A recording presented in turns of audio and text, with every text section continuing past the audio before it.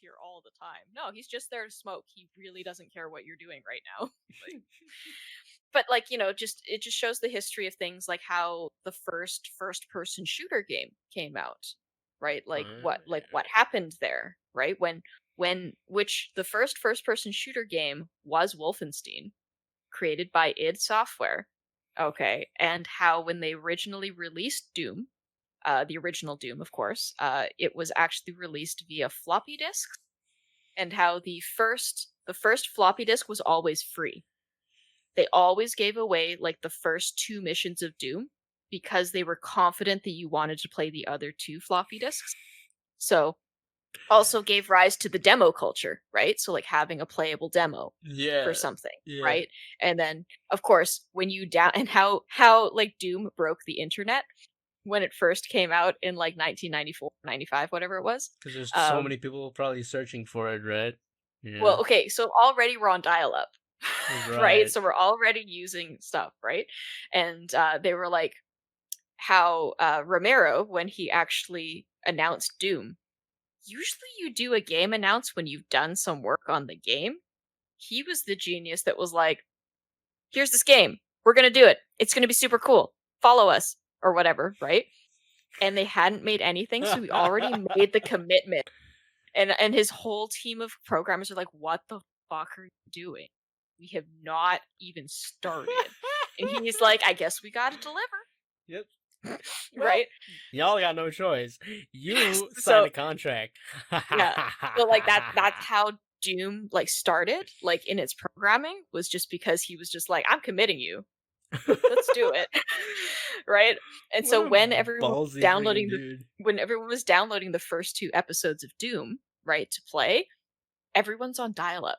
So like there was like it broke the internet because everything crashed significantly because everyone tried to, because everyone fed into the hype, right, of his announcement. Like I can't remember how long it You was in the can't beginning. do that anymore. Like that No, you 90 can't. in the 90s was the only time you could do ballsy statements like that and nobody would Yeah. call you out on it.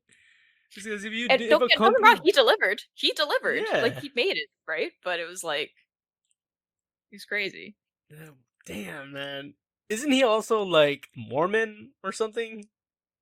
He looks like a metalhead, if Yeah. anything. He If looks he's like a also metalhead, Mormon, but I have no idea. he's But also Mormon because that's the biggest thing that people uh talk about when because that game was like hella bashed by the Christian movement. oh, well, because they're Like, well, literally yeah, fighting hell. but like that's the thing though. You are fighting demons from hell. You are fighting them. What is the problem here? Isn't that your whole mission statement? He But has a moment where he's like talking about. He's like, "Oh, and Daisy, yeah, we just needed motivation. There's Daisy." Daisy the bunny.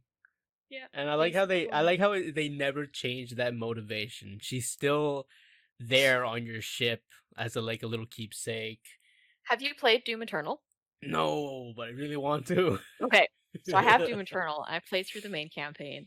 So there's this room in your sanctum, if you will, that is basically just for collectibles that you get throughout the game. And there's this giant Victorian looking picture. And I mean, like, think of like your statuesque head of the house with his dog, and he's like, Yes, yes, yes. which is the Doom full armor sitting like a Victorian with Daisy. And I couldn't help him just staring at it, and I'm just like, I feel like I need to screenshot this and like share this to everyone because But this is like the epitome of like Doom. Doom, okay, the Doom guy, he's like there's still something behind that face. Like that's okay. That's how you make character out of someone who doesn't talk. Yes. Yes. It's like yeah, he's big, he's scary, and he freaks the people out around him. But you look at his room, his sanctum, inwardly, he's still a huge dork. Oh yes. And definitely whoever programmed the sanctum had way too much time. And I And say that because fun. like, oh yes, so they had like a bookshelf filled with books with classic titles of books. You would be able to recognize them all, but they changed the title to have something involving hell and like doom. So it's like the catcher and the doom, right? Or like like they literally just changed slightly to have like something involving that, right? And like the Count of Bloody Hell, if you will, or something like that, right? Like Pride and just like random Prejudice things. and Doom. Yes, exactly. Right? So like they just like did that. And so it got to the point where like I didn't even care about the game anymore. I was reading all the titles, so I wanted to see what people were like doing for all this stuff. Right? And you can Right. actually, if you get the right codes, like as in like you pick up the right collectibles throughout the game, you can actually play Doom in Doom Eternal. Oh, so they programmed their own like the game from the friggin' So in other words, in my sanctum is a Windows 95 computer. Quite literally, if I find the floppy disks, okay, I come back to my computer with my floppy disks and I sit at a chair that's wheelie and horrible and I put in my floppy disk and I can play Doom like on the computer, like literally on the computer while loaded Doom Eternal. so that reminds me of the time where Donkey Kong 64 put their own Donkey Kong game Yeah. on the in the game itself. But like Doom takes it. Doom is so good because like I don't know, man. This game, like you said, this game crashed the internet. It's only like Yep. what 500 kilobytes. It's not very big at all. Like so like I believe like it was 2 missions per floppy disk. And I don't know if they actually filled the floppy disk, now that I think about it. Probably not. I'm pretty sure the floppy disk is max like 2 MB or something super small like that, right? So the full game can fit on 3 floppies for sure, right? So that's it. Like that's this game. And yeah, you just go and find the floppy disks, and I think Doom 2, because you can play Doom 2 as well, is actually a secret code that you have to figure out in one of the levels. So Oh, yeah. I think you cut out there for a second. Oh, I said Doom 2, where you can actually play Doom 2 on the same computer, but it's not floppy disk you have to get. You have to solve the code in it, and I believe it's like a trivia question from like basically Doom 1 and Doom 2. And if you put in that password, then you can play Doom 2 on the computer as well. Dude, that's awesome. Yeah. That's So definitely like they definitely have a lot of fun with the new Dooms. But yeah. yeah. Well, like I think they're aware of how hokey it is, Oh, 100%. but it's This just thing is like, cool. oh yeah. Oh yeah. I love Doom. I love Doom. This is like my first foray into computer gaming, actually, because I didn't. Yeah, I played a lot of Wolfenstein and Doom on the computer back before it was actually rated anything, because I believe because Wolfenstein was not rated, and I believe Doom only got its rating because it was released at the same time as Mortal Kombat, Right. and Mortal Kombat was the reason why we all have the Like ESRB. if you're a gamer, the reason why we have the ESRB rating is should be required learning. Honestly, that's our history. We're proud of our Yes. history. We shaped American politics in a way. Well, okay. So like cuz the so for anyone that doesn't know, like the ESRB was there were 2 games that were named in the lawsuit for video games. One was Mortal Kombat, and it was named simply because they used the first Mortal Kombat game actually used live action avatars that they then generated into pixel format. So you actually had like real people that were doing the moves, right? Yeah, yeah. And the fatalities, of course, were of literally grabbing someone's, say, real spine And pulling and them pulling it right down, out. Yeah, right? I Or remember like, playing. I remember playing that. Okay, Super Nintendo didn't get much of a reaction from my parents. It was only when oh, the N64 came out and like 3D stuff was like mhm. coming out that my mom actually say anything. But it's like, come on, man. Yeah. But so that happened, right? Yes. And then what we had after that was the second game that was named as it. I'm not sure if I told you this or not. I might have. It was called, I believe, Night Trap. Yes. Oh my Yeah. god, I've heard of the Legend of Night Trap. And I Yeah. actually saw footage of this game and I'm like, this drew a reaction from people? And so you do you know the story of like the history of the The history of the what? of Night Trap, like how it was made? No.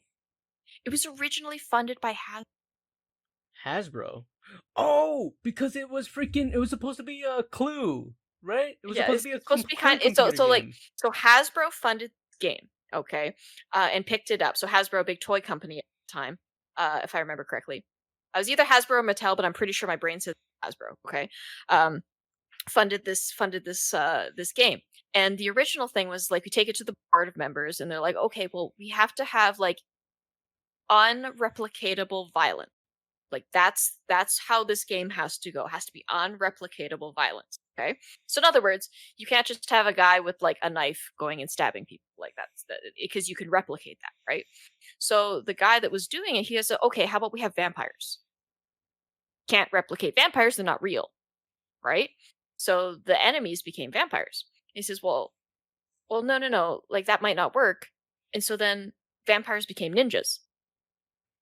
Okay, again, fine. You can't replicate that because ninjas aren't real, but ninjas are technically real. Anyway, lots of technicalities. So then they became vampire ninjas because you can't replicate vampires and ninjas. Anyway, so this occurs, right? And then he goes, "Oh, well, like, ninjas, they have like swords. Like we can't have that because, violence. And vampires, oh, like they have big teeth, like they can't bite. Like you can't have that." So what do you do when you've already like committed to a vampire ninja enemy in what looks like a summer house? So I know what you did last summer gone wrong, like spring break camp fever thing. So what they did is they kept the vampire ninjas, but now the vampires are like basically trash bag zombies. Okay, and they can't really shuffle. They can't go fast because that would be too scary. Okay, and then oh, they can't bite anyone, but we still need them to be actually like evil. Like we need to have them be a threat. So what they did is they created the blood sucking shackle, all right, which was basically this claw, this big metal claw, which would latch onto somebody and like around the neck, and there's like this tube, and it would suck your blood, right? Because apparently that's unreplicatable violence. Okay, so now our villains have become vampire ninjas with metal claws that go around you like a shackle and then strain your blood. And this is why the game became so ridiculous. All right. So, and then with that, you had the shoddy acting because everyone on the project's like, what has this become? Like, what are we a part of now? It's Right? like, oh Like, my god, you my know what I name mean? is on this now. I'm on the Yeah. credits. So, Oh. and and then after all of this, after like finally finishing it and everything, Hasbro backed out and then was like, sorry guys, like we're not doing this anymore, so you can't get published. Okay, Like they so already did all the work, right? Yeah. so this game got shelved and actually get released.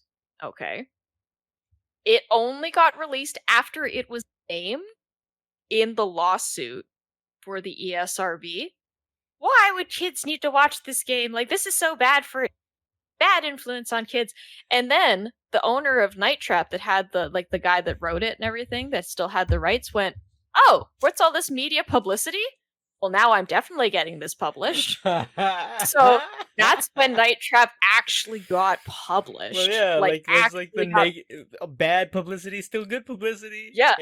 So Hey. actually after that it got picked up and I believe released with Sega, if I remember correctly. Sega Genesis I think had it as like a launch title release for like the game, like its console and stuff, and it actually started selling. And only at that point, 3 years after being shelved, did it make money.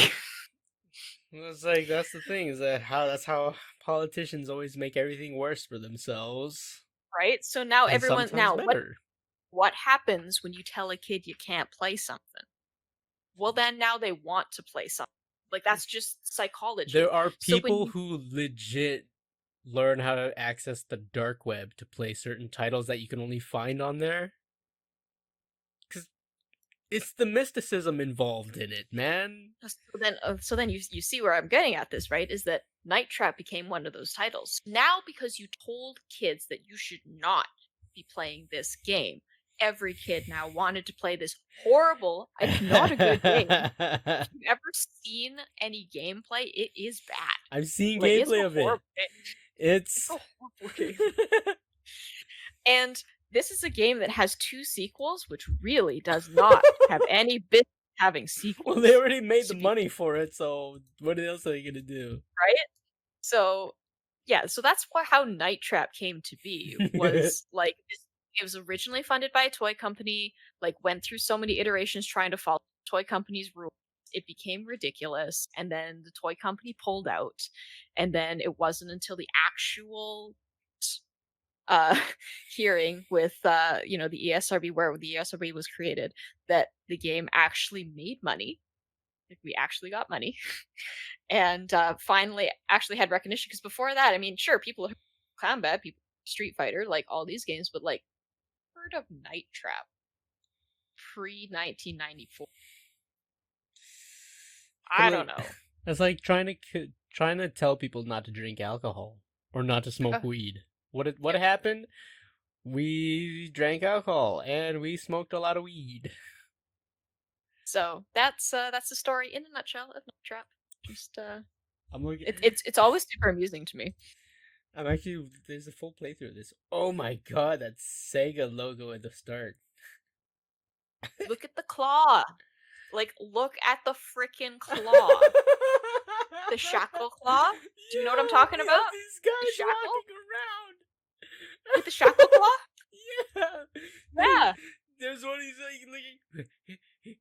Yeah. Oh my god, dude. Because remember, that's a ninja, old vampire ninja with a metal sucker claw that acts like a shackle around your neck, like a dog. God. I feel like I need not tell you more. Like you are Oh seeing my exactly what I'm God. telling you.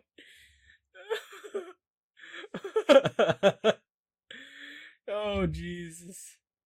Yep, metal shackle claw. Wow. This is insane. Mm-hmm. And like I said, No, it had no business having sequels. the It has funniest sequels. thing about this is the fact that a politician saw this. A politician looked at this and said to No, the audience, not "This a is not for politician. kids."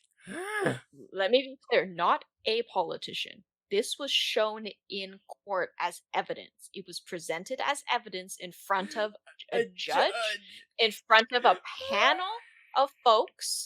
Like, this is not a one judge defendant plaintiff scenario. This was literally a board of people.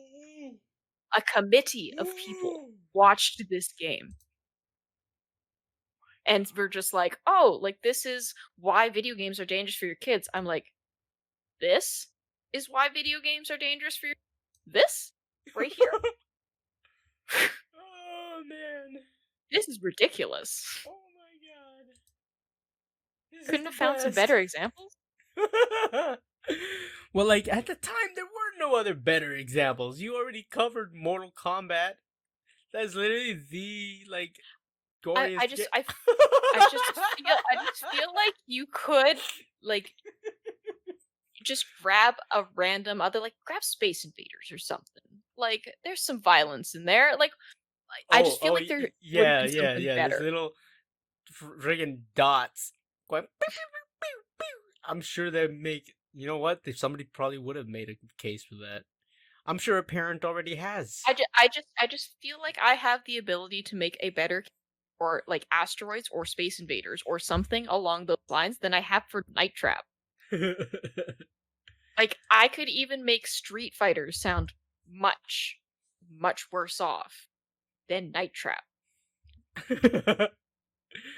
I could make The Legend of Zelda sound much worse No, than no. Night Trap. Like, this is my thing. You Like, can make The Legend of Zelda the CDI titles look a lot there you worse go. than Night I just I Trap. just I just don't get it. I Like, don't get it. and the only thing that I can think of that made this real is just because they use live action. Like, because Night Trap, they use live action with their gameplay, as did Mortal Kombat used live action with their gameplay. And I feel like that's the only thing that really pushed both of those titles like But further up than the but the others. thing is though, these are old people in the courtroom. They Hmm. couldn't they really didn't see the the type of situational comedy that was prevalent in the 1950s and the 1930s with Abbott Costello and Charlie Chaplin type of comedy where there's like, oh, I'm gonna bop this dude on the head. I'm looking at this, and I could already see the parallels of that Hmm. with Tom and Jerry, Abbott Costello, Like, Charlie Chaplin, that stuff. The ridiculous type of humor, and just dropping a piano on somebody's head. Just this is Night Trap. That's literally Night Trap, and I can't believe a judge had to sit there and listen to these people just say, "Ooh, it's so horrible to the children. Somebody think of the children." And I'd just be just like, that was me. I'd just be like,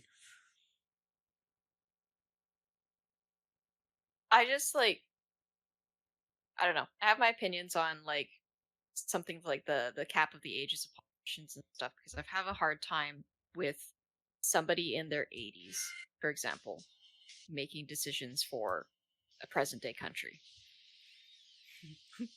It's always very strange to me. yeah, You know what I here, mean? Because like there should be a level cap.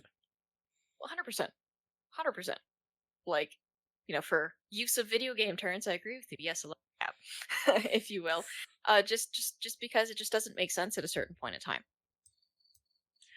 It really doesn't, and it's like even when I'm 60, I'll be a hell out of touch with the younger generation. Well, things like a lifetime appointment, something, it's very strange to me, and I'm not sure where it makes sense No, because it personally. Like, doesn't. it It really doesn't. doesn't. It just doesn't.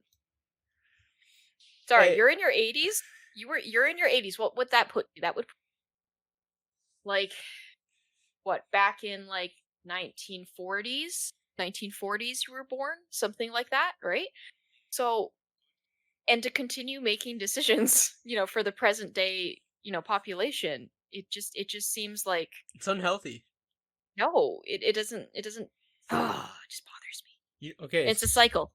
so just just to so we can end this off in a positive note. Of course. I I'm kind of I'm fiddling around with YouTube and with Discord, and I don't know. I there's a little you can pop out the screen of whatever you're watching and put it in the middle here, and I got two monitors, and and on my monitor where it's showing you and they're showing me, and that's it. I can put the little window, slide it over, and it's like little. I'm watching the Night Trap footage right here. We could do reaction Oh, videos. Night Trap. Like, I don't know. Oh, I'll react. Oh, I'll react. It'll be very animated. Oh man, One, this I game, just, dude. yeah, it really is. It really is. I mean, the gameplay. Okay, here's the thing. It looks responsive. The controls. I just can't get over these dudes in all black. Just And they look like garbage bags, don't they? Like, they look like trash they bags that they're in. Really, they do. they Like, look totally at this. do. Like, I need to look up what was the budget for this. Like, I feel like I need to figure out what was the, okay, It doesn't matter what the type. budget is. Whatever they Nope, paid nope. for, it is overpaid.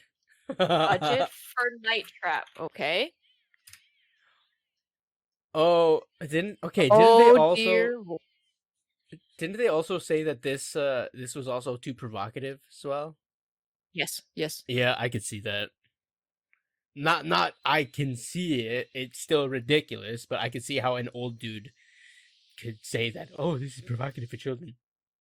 What's the So budget? Night Trap was made in 1987. What do you think the budget, if you were to guess? Okay. 1987.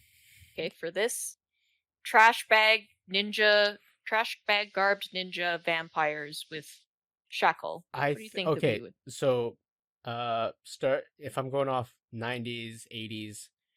Starship Troopers was roughly $4-6 million to produce. I'm gonna give Night Trap a solid 1 million because there's still a sizable amount of production value plus the programming, everything like that. 1 million to 1.5 million. Yeah, so 1.5 million is what this game cost to produce. Oh, there you go, Steven. I'm glad I got this on tape. That was me with using my brain matter. The brain meats right here. and about that guess, Steven. That was a very educated, good guess. Yeah, $1.5 million. And Night Trap, one of the two games that created the ESRB, if you will. And don't get me wrong, things like that, I don't think the ESRB is necessarily a bad thing, as long as people actually read the which the they never do. They never do. Like, we worked in the same area. They never read the ESRB. They don't. Here's the thing. You know what's ridiculous? YouTube is a thing when we was working. YouTube has been around for so long.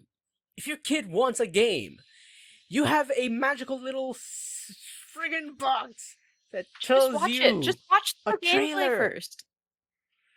Like, it's so easy to watch what your kids do on stuff nowadays.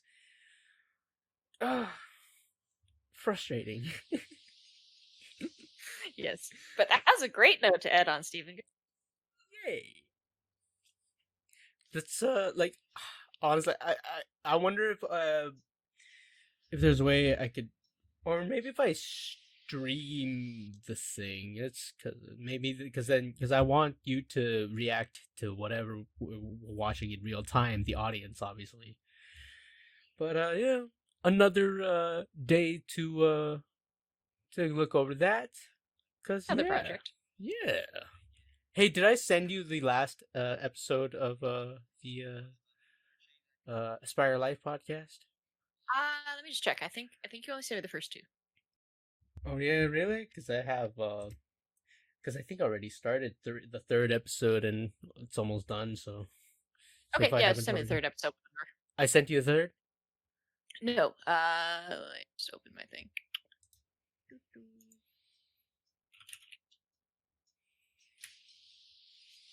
Oh yeah, you did.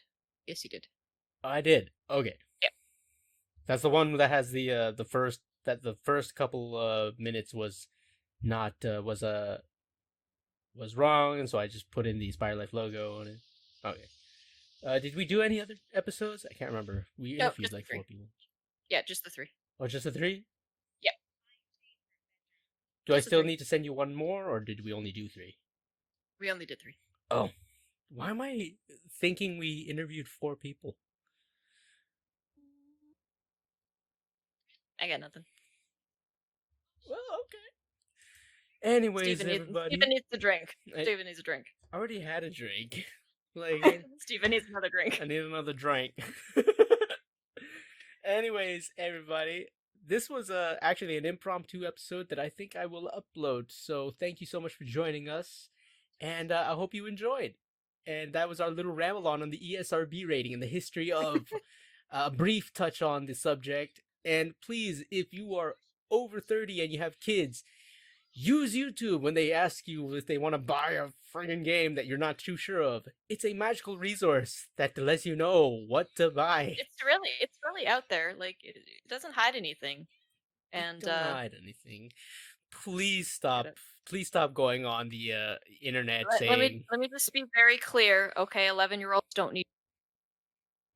That's all I'm going to leave that on. Don't need what you got. Cut off. I said they don't need Grand Theft Auto.